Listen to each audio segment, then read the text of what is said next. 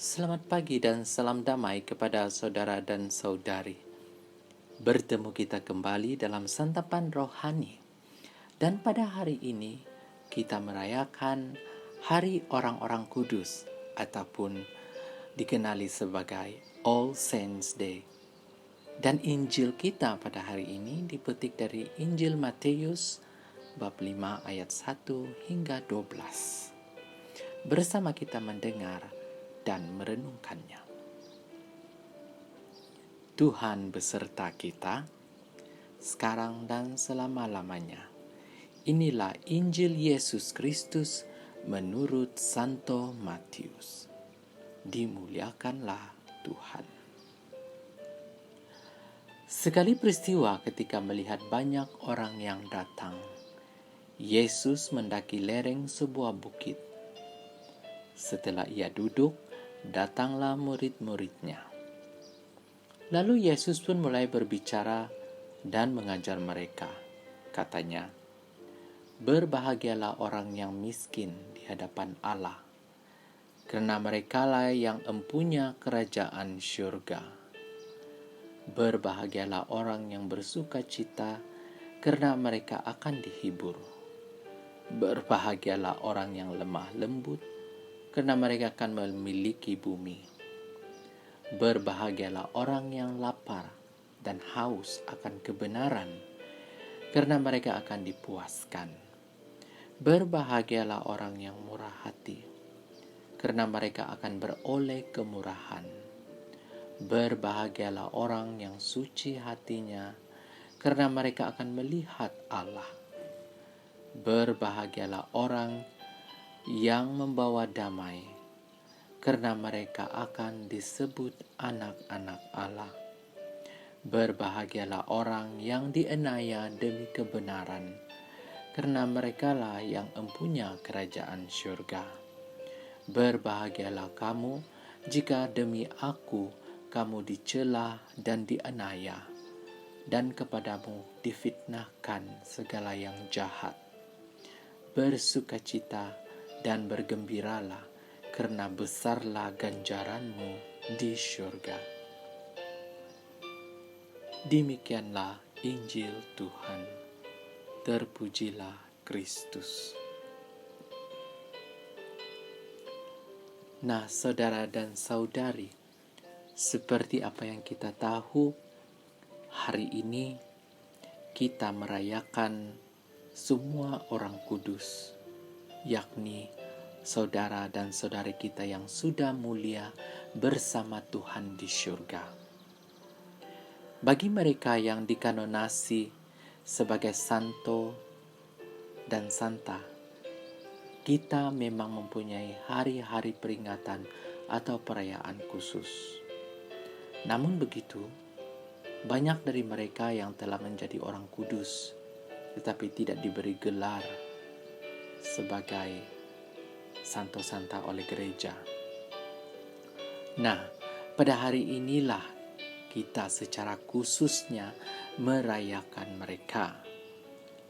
Saudara dan saudari yang terkasih, perayaan ini paling tidak bagi saya, setelah saya merenungkan pembacaan dan juga hari Santo Santa ini, dan saya mengakhirinya dengan 3 makna bagi kita. Yang pertama, memberi harapan yang semakin kuat kepada kita akan kehidupan abadi bersama kudus di syurga. Dan yang kedua, meneguhkan kita dalam perjuangan hidup sehari-hari, bahwa ada sekian banyak orang kudus di syurga yang selalu mendoakan kita. Nah, saudara dan saudari, apabila kita lihat poin yang kedua yang saya sebutkan tadi, kita sangat beruntung karena mengenali orang-orang kudus ini, karena kita mengoffer ataupun kita offer doa kita kepada orang-orang kudus di syurga, dan mereka akan mendoakan kita. Nah, kita sangat beruntung mengenali ataupun mengetahui orang-orang kudus ini. Nah, poin yang ketiga, saudara dan saudari, mendorong kita untuk mengupayakan kekudusan hidup di dunia ini dengan cara menjadi orang yang lemah lembut, mencintai kebenaran, murah hati, pendamai, dan lain-lain. Sebagaimana yang diwartakan dalam Injil pada hari ini. Salah satu pokok iman kita yang kita nyatakan yaitu aku percaya akan persekutuan para kudus. Nah, saudara dan saudari, di antara para kudus tersebut ada sebagian yang diakui secara resmi oleh gereja dan ada banyak yang tidak dikenal.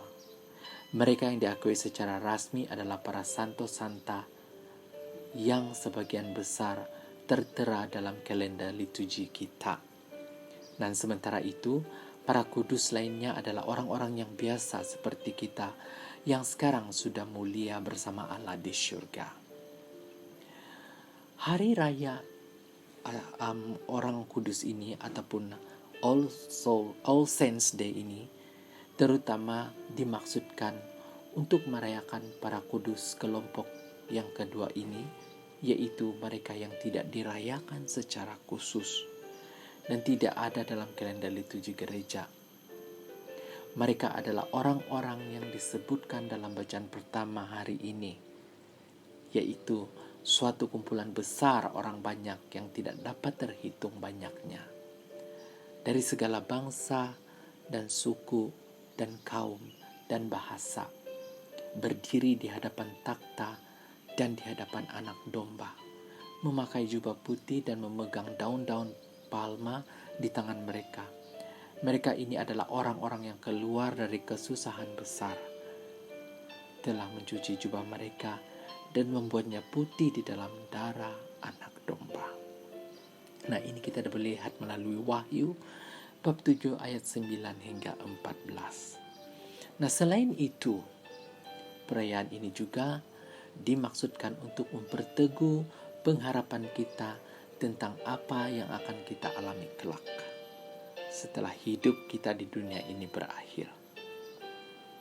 Nah, saudara dan saudari, mereka yang kita rayakan hari ini adalah orang-orang biasa seperti kita yang karena kemurahan dan belas kasih Allah telah mengalami kebahagiaan abadi di syurga. Mereka telah mengalami hidup sebagai anak-anak Allah secara penuh dan seperti mereka, kita juga telah diangkat menjadi anak-anak Allah. Namun, bagaimana keadaan kita kelak belumlah nyata. Kita belum tahu lagi bagaimana keadaan kita di masa akan datang. Akan tetapi, kita tahu bahwa apabila Kristus menyatakan dirinya, kita akan menjadi sama seperti Dia, sebab kita akan melihat Dia dalam keadaannya yang sebenarnya. Untuk itu, mulai sekarang, saya mengajak saudara dan saudari untuk mengarahkan hidup kita pada pengharapan akan masa depan dalam keabadian tersebut.